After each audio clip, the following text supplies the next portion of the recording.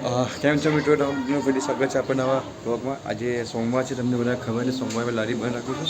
તો આજે અમે જઈએ છીએ ગલટેશ્વર, જે લગભગ અહીંથી 45 કિલોમીટર જેટલું દૂર છે। અમે ઓન રોડ જઈએ છીએ, હું જાનકી અને બે બાબા છોકરા સાચી અને હિમ સાથે।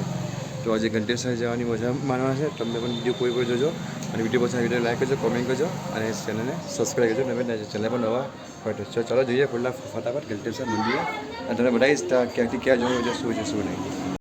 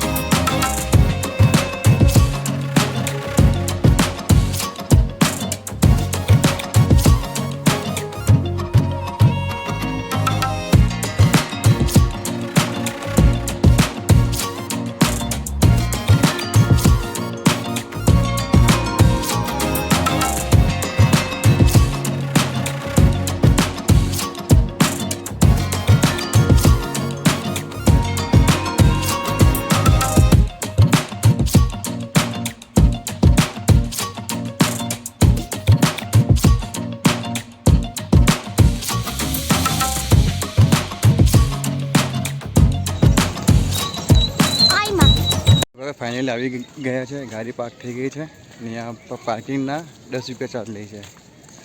ગાડી બસ મૂકી દીધી છે ઝાડની છે છાયડામાં।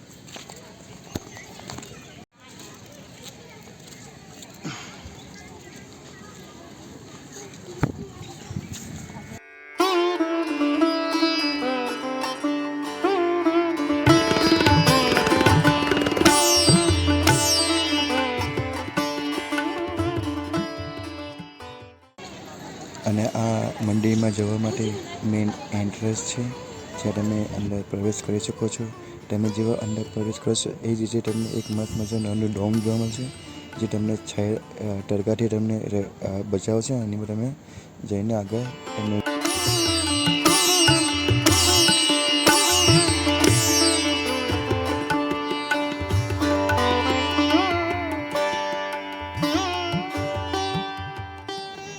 અને આ બાજુ ભગવાન શ્રીરામનું મંદિર છે, જેમાં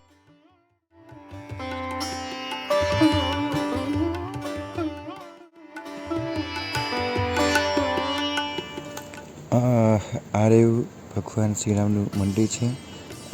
બહાર જેમાં સરસ મજાનું એક ઝુમર લગાડવામાં આવ્યું છે। અને આ રહ્યા ભગવાન શ્રીરામ। જય શ્રી રામ।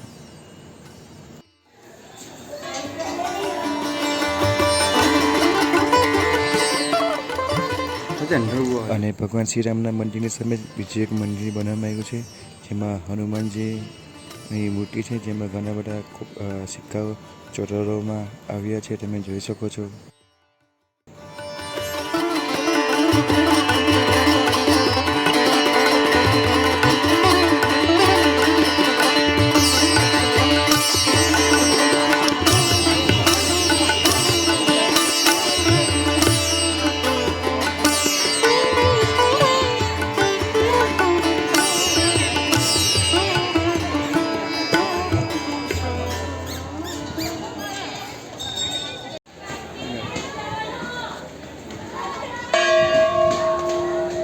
આપણે તરંગકુંડની ટિકિટ લઈ લીધી છે। એક જણની 50 રૂપિયા એન્ટ્રી છે, એટલે અમે 4 જણા છો તો 200 રૂપિયા ટિકિટ ચાર્જ થયો છે। વન ટાઈમ એન્ટ્રી હોય છે, પણ ત્યાં જમવાનું તમે લઈ જઈ શકો નહીં।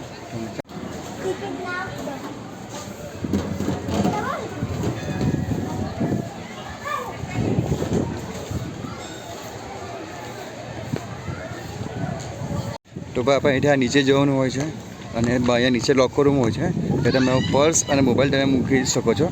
જેનો લોકનો કંઈ 50 રૂપિયા જેવો ચાર્જ છે। ટોકન આપશે, ટોકન પર બીજા તમે 50 રૂપિયા એક્સ્ટ્રા આપવાના હોય છે।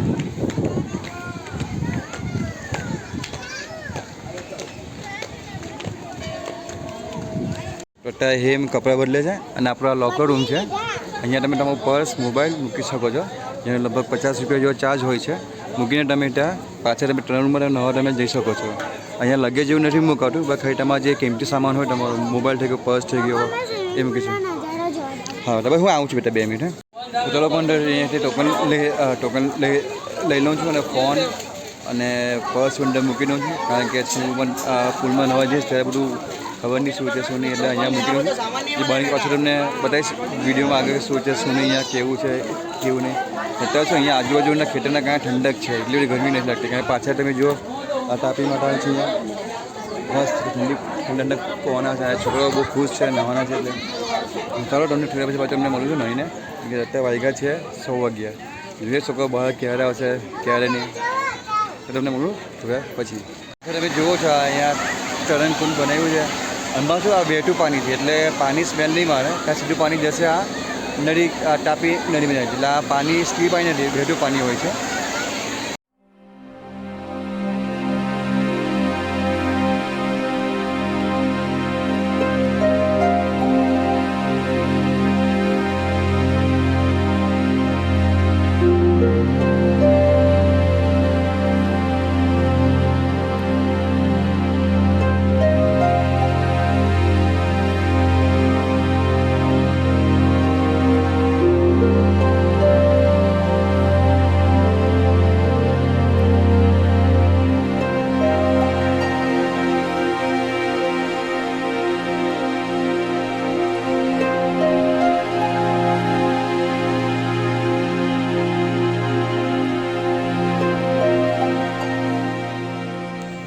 અને બહાર સરસ મજાનું કેન્ટીન પણ બનાવવામાં આવ્યું છે, જ્યાં તમે નાસ્તો જમી શકો છો સરસ મજાનું. અને MRP ટુ ભાવ આપે છે, વધારે ભાવ લેવામાં નથી આવતા. અને બીજી બાજુ જો તમે ઘરેથી જમવાનું લાવ્યા હોય તો એની પણ સુવિધા આપવામાં આવી છે. અહીંયા સરસ મજાના ગજીબો બનાવવામાં આવ્યા છે, બેઠકની વ્યવસ્થા પણ કરવામાં આવી છે. અને સાથે બાળકો અને મોટાઓ માટે, વડીલો માટે પણ ઝૂલા પણ મૂકવામાં આવ્યા છે. સરસ, ખૂબ જ સુંદર અનુભવ થશે તમને. એકવાર તમે મુલાકાત જરૂરથી લેજો.